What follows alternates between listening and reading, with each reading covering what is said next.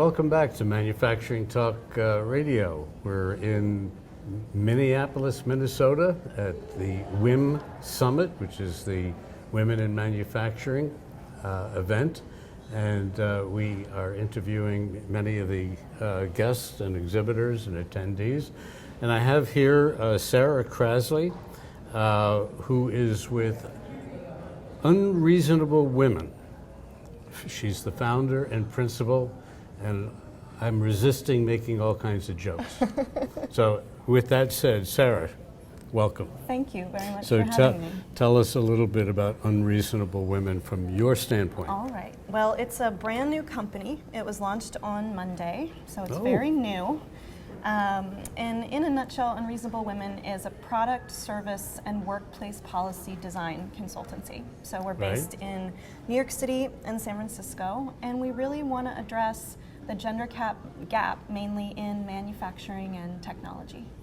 Interesting, interesting. And you're on two coasts? Yes. I presume you have a partner out on the West Coast? I do, Okay. yes. So tell us a little bit more about what your consultancy is about in regards to manufacturing. So I think we're taking on a myriad of different projects.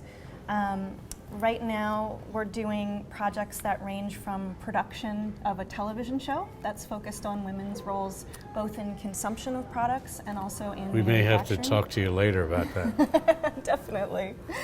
So we're getting some practice there. A lot of times a company will just hire us to do maybe a 2-day workshop where they're trying to find a good strategy to launch a product that excites women and girls. And they just need some help from experts to come in and structure a productive brainstorming session and allow them to really kind of get out of themselves and think creatively. We're also really open to doing small projects. Often very simple things like the way a job description is written will really make women shy away from looking at a particular employment opportunity. So even small things like helping companies edit those and think about ways to phrase things that are more welcoming and more resonant with women are also some of the projects we're working on. Where did the unreasonable part come from? Well, we all have our quotes when we need a good kick in the pants or a cup of gumption. And there is a George Bernard Shaw quote that I turn to very frequently.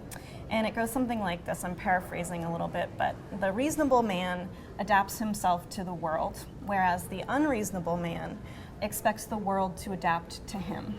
Therefore, all progress is made by unreasonable men. So That's pretty reasonable. yeah. So I did a little bit of Google searching. I found that unreasonablewomen.com was open.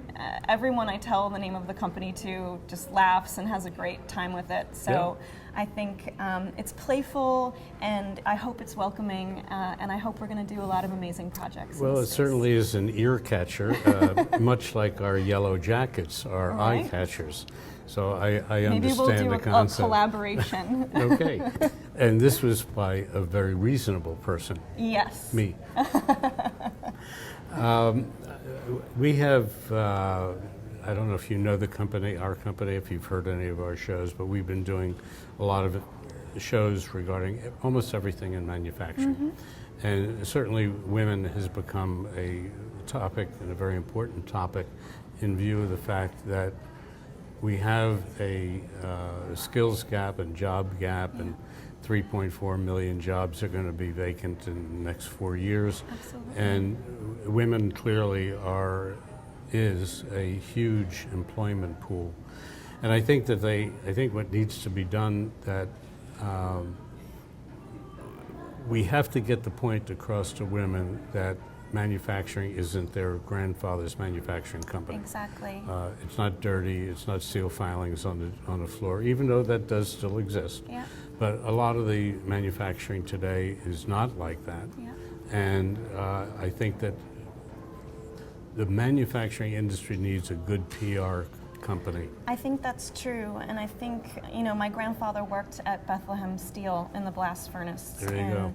I was just there a few weeks ago taking the tour around the stacks, which is an amazing thing to do, and really got to see down in there and what that must have been like. And I think that explains a lot of his very cantankerous Yeah, sort absolutely. of personality. But you're right, you know, the factories of today are highly automated and they're well lit. And, you know, my area of focus for the last 7 years has been on sustainable manufacturing. I led Autodesk's program for sustainable product design and manufacturing. And I find that a lot of the people who are getting excited about engineering and manufacturing are doing so because they want to change the world. They want to think about reallocating resources in a more equitable way. And I think that's really positive for our industry. We've done a couple of shows on sustainability, and if you listen to some of the shows, we have 100 shows on the podcast. These are all important issues. I feel as though the Manufacturing Talk Radio is doing a major contribution. At least I'm hearing that from not only people that we interview, but people who listen to the show. And we're having a lot of fun with it. We enjoy coming to these events. I think one of the more fun events we've been to is Women in Manufacturing. Well, I should hope so. Of course. I mean, this is the largest number of women I've ever been co-located with. You know, I give talks all the time, and I'll do so in 30 minutes. I've never addressed a room with so many women. I'm really excited about it. Very good. Yeah. Well, I wish you luck. Thank you. This has been a lot of fun. Thank you for having me. Thank you. And I think we're going to leave it there, and we'll be back with additional interviews later on.